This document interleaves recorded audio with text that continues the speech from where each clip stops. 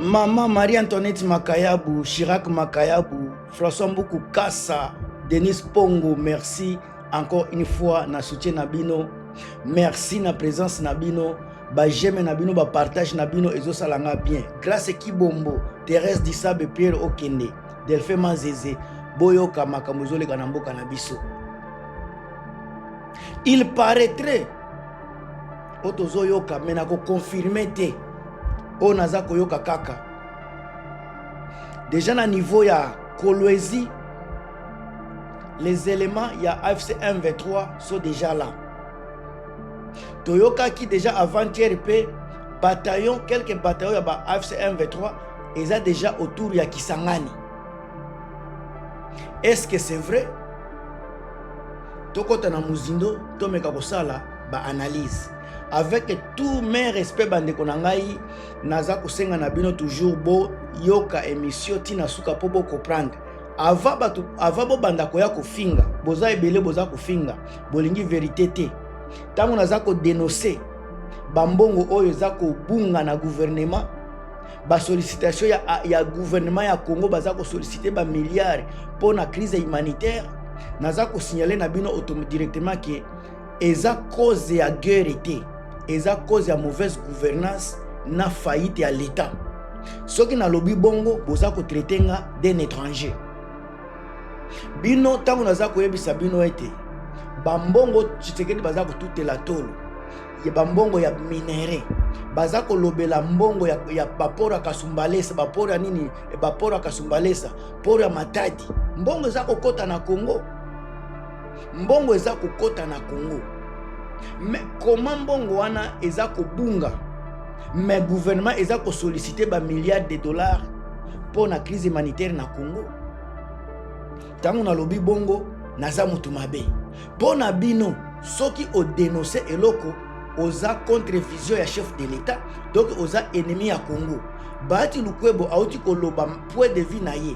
Ba oyo baza ko loba point de vue na bango ya ko changer constitution eza ko gêner mutu te. Mais baati lukwebo ya pesi point de vue na ye akomi utu congolais. Bakomi ko traiter ye utu lelo akomi ennemi ya l'État, bakomi ko sala ba motion ka ya ko soki ya ba démission. C'est onde Congo bino boza ko linga to soutenir et sika prise ya liberté d'expression eza lisusu te. Et sika baza ko bannir justice nde sika bino bozolinga tokende ko se joindre bande konangai boza komikosa makambu eza ndenge mususu na oyo bino boza kosala boza kokanisa na nde na niveau ya Congo toloba vérité lelo tozokota nazokota sika ba source ebele ba médias internationaux naza ko confirmer encore les médias internationaux selon sources locales na médias internationaux dans les sources internationales combats se sont intensifiés dans les territoires de Massissi et de Chabunda, des villes qui sont on parle de villes et de cités et de localités, mais oyo bazako la kisababi à l'occurrence de Kasenyi, Luke, ces localités se trouvent dans une zone stratégique qui replie plusieurs axes importants dans l'est du Congo. Quand bazako lobela ba site soit ba localité ba ville stratégique mingi ba médias internationaux balobelaka ba village ya mikete oza na stratégie ata mon côté soki bomoni boyoki baza kolobela ba cité ou bien localité batangi na kombo nango, cela veut dire eza eloko moko très stratégique.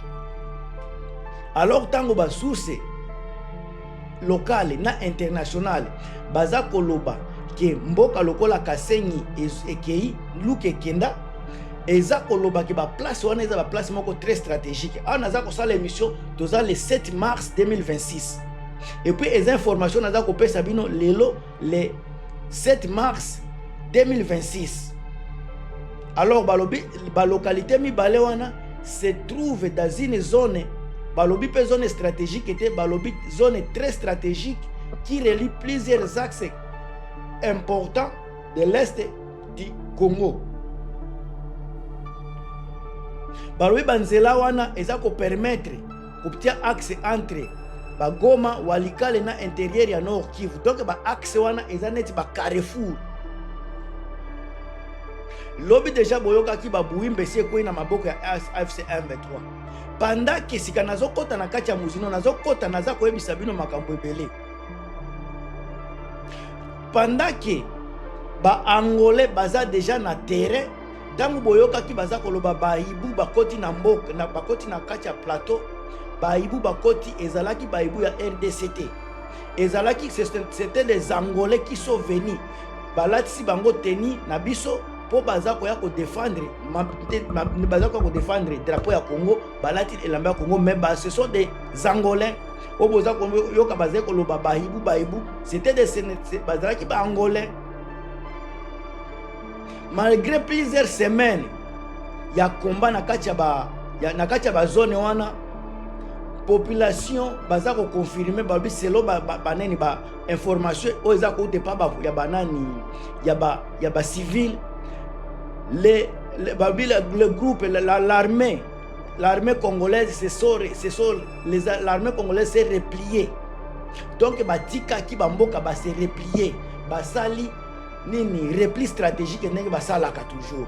Alors bande konangai une guerre de plus en plus complexe ndembo guerre toza ko vivre na Congo, eza guerre moko o eza ko devenir de plus en plus complexe parce que bangolais baza ko kota ba M23 AFC wana baza ko bunda contre ba angolais, contre ba tanzanien, contre ba FDLR, contre ba burundais, contre soyi bananyoyo ba wazalendo na donc batu wana nyos baza ko bunda contre kaka AFC M23.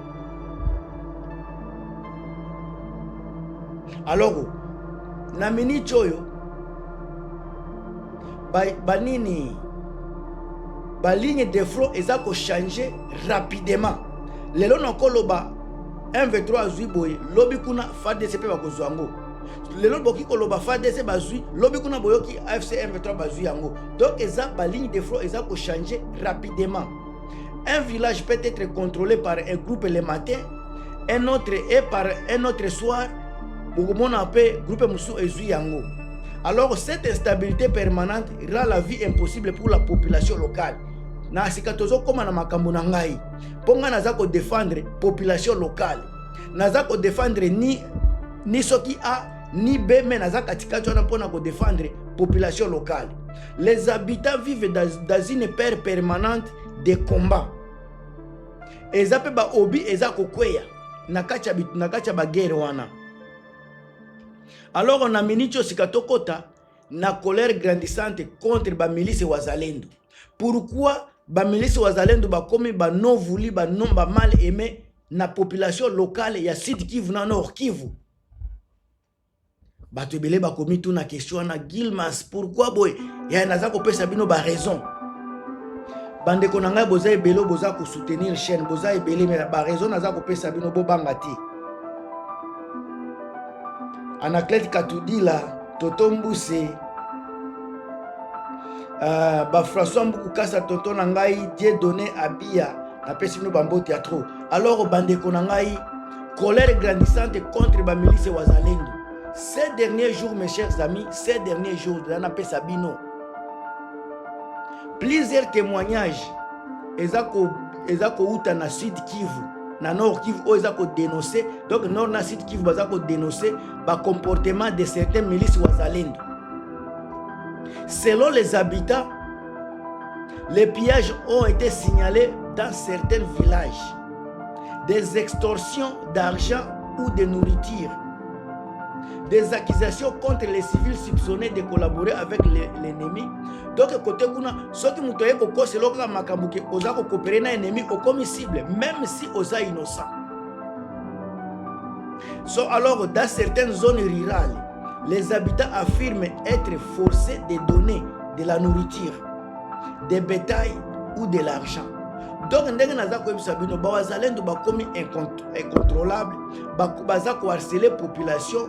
Donc ba komi ko sala makambo moko ya bien te, ba extorsion, ba nini, ba accusation lukuta ezo sala ma population baza ko souffrir kuna. Donc dawa ndenge mboti koyoka baza ko forcer population ba pesa bango ba ngombe na bango bantabo baza nango kuna baza ko forcer ba pesa bango ba bétail baza ko senga donc baza ko forcer na ba nourriture au population kutu bango moko baza na kati ya crise humanitaire baza na crise ya nourriture mais ba wazalendo baza ko ya kozwango na makasi. Alors certains marchés locaux auraient même été abandonnés par peur de violence. Violence ya banani ya ba wazalendo. Cette situation crée un profond sentiment d'abandon. Population baza ko sentir que balingi sous bangote. Soki muzalendo aza koya aza ko boto la biloko eloko atamo kote aza ko salema. Et si ka muzalendo aza ko salela makambo wana eza na parti o Tshisekedi aza ko gérer. Parti ya mutu mususu te, parti o Tshisekedi aza ko gérer. Marché bato bakomi kotika na zando yango parce que aucun na zando baza ko botola biloko. Makambo no kende koteka baza ko botola. Population baza ko se sentir abandonnée. Population baza ko se retrouver na kati ya baza ko se na kati ya ba armée ebele. Wazalendo lelo ki koya na tongo après midi wazalendo groupe mususu. Baza ba wazalendo groupe ebele donc ba créer des ordres na ba place na ba côté kuna nyos. Alors population baza ko se retrouver coincé entre plusieurs milices. O bazoy baté soki milice yango ezanani. Alors ba milliers ya ba civils déplacés eza ko créer ba conséquences directes ya guerre wana et déplacement massif de la population. Ba milliers de familles baza ko kima ba village. Certains se réfugient dans des cas de déplacés dans des villages voisins ou parfois dans les pays voisins. Dès lors que vous avez un pays voisin parce que na mboka na biso tozangi sécurité, Tshisekedi est incapable de protéger bato kima. Alors dans plusieurs localités, les villages sont presque vides. Les habitants préfèrent fuir plutôt que de risquer d'être pris par les combats. La crise humanitaire ils ont continué donc ya ko s'aggraver na kati ya est ya place bitumbeza ko salema ba organisation humanitaire tire ba sonnette d'alarme mais malheureusement Tshisekedi a continué à bombarder. So une population épuisée par les guerres des populations congolaises après des années ba conflit oyo bandeko population ya Kivu aza ya kolemba. Population aza ya kolemba. Fatigué à guerre, fatigué à vivre dans une insécurité permanente. Beaucoup d'habitants disent qu'aujourd'hui vouloir une seule chose, kimia.